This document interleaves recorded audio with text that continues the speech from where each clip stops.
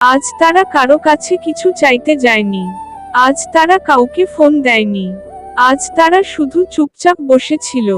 কারণ তারা জানে, যাদের জন্য সারাটা জীবন খরচ করে ফেলেছিল, আজ তাদের কাছে তারা সময় চাইলেও সেটা পাওয়া যাবে না। ঘরটা খুব বড় না, কিন্তু এখন অদ্ভুতভাবে বিশাল লাগে।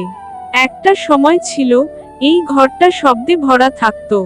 হাসি, দৌড়ঝাঁপ, পড়ার বইয়ের শব্দ, আর ছোট ছোট আবদার। এইটা কিনে দাও, ওখানে নিয়ে চলো, আমাকে ছেড়ে দিও না। তখন কেউ ভাবেনি এই ঘর একদিন এত নীরব হয়ে যাবে। সকালগুলো শুরু হতো খুব ভোরে।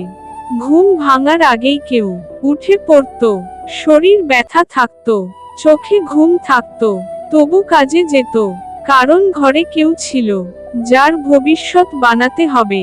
নিজের জন্য কখনো কিছু চাওয়া হয়নি। পুরনো জামা, পুরনো জুতো, একই রুটিন, একই কষ্ট। কারণ মনে মনে একটা কথাই চলতো, ওরা বড় হোক, ওরা ভালো থাকুক। দিনের পর দিন, মাসের পর মাস, বছরের পর বছর এভাবেই কেটে গেল।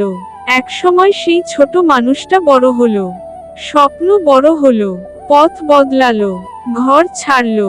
যাওয়ার দিন খুব বেশি কথা হয়নি, শুধু বলা হয়েছিল ভালো থেকো। আর শোনা গিয়েছিল রোজ ফোন করব। শুরুতে ফোন আসতো, খোঁজ নিত, কথা হতো, হাসি হতো। তারপর ধীরে ধীরে ফোনের সময় কমতে লাগলো। একদিন বাদে একদিন, তারপর সপ্তাহে একবার, তারপর মাসে একবার। আর এখন কখনো কখনো ঘরে তখনও দুটো মানুষ ছিল, কিন্তু কথা কমে গিয়েছিল। কারণ বলার মানুষটা দূরে চলে গেছে। রাতে দরজার দিকে তাকিয়ে বসে থাকা অভ্যাস হয়ে গেল। যেন কেউ ঢুকবে, যেন পুরনো শব্দগুলো আবার ফিরবে। কিন্তু দরজা খুলতো না, শুধু সময় পেরিয়ে যেত। একদিন ফোন এলো, হঠাৎ। হৃদপিণ্ডটা একটু জোরে ধাক্কা খেল। ভাবা হয়েছিল হয়তো দেখা হবে, কিন্তু ফোনের ওপাশে ব্যস্ত কণ্ঠ, সংক্ষিপ্ত কথা, দ্রুত শেষ। ফোন কেটে গেলে হাতটা কিছুক্ষণ ফোনেই লেগে রইল।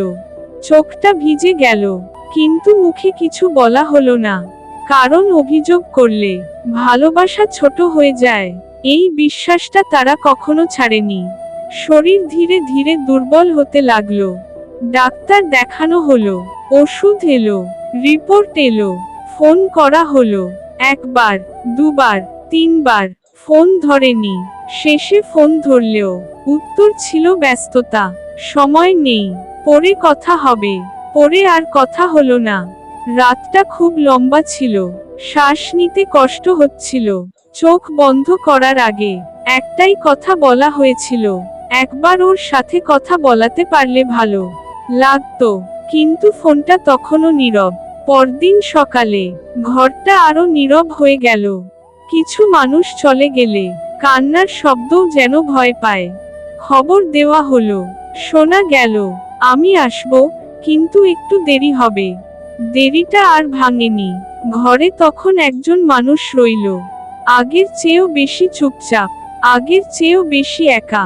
দিন যায়, রাত যায়, একটা ঘর পরিষ্কার করা হয় প্রতিদিন। একটা বালিশে হাত বুলানো হয়, একটা পুরনো জামা গুছিয়ে রাখা হয়। কারণ ফেলে দিতে মন চায় না, কারণ স্মৃতিগুলো এখনো কথা বলে। দেয়ালে ঘড়ি চলে, সময় চলে, কিন্তু কেউ আসে না। এক সময় ফোন আসে, খোঁজ নেওয়া হয়, কথা বলা হয়, কিন্তু আর আগের মতো লাগে না। কারণ শূন্য জায়গাটা আর ভরার নয়।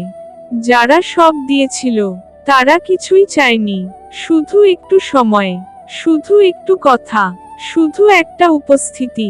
কিন্তু সেটুকুও পাওয়া গেল না। কারণ সবাই ব্যস্ত, কারণ জীবন খুব দ্রুত, কারণ এখন সবই পড়ে। কিন্তু একটা সময় আসে, যখন পড়ে বলার কেউ থাকে না। তখন মনে পড়ে একটা ফোন, একটা দেখা, একটা সময়। সব দেওয়া যেত, কিন্তু দেওয়া হয়নি। আজ তারা কারো কাছে কিছু চায়নি, কারণ চাওয়ার মানুষটা আর নেই। যদি এখনো কেউ থাকে, আজই ফোন দাও, আজই সময় দাও। কারণ একদিন তুমি চাইলেও ওরা আর থাকবে না।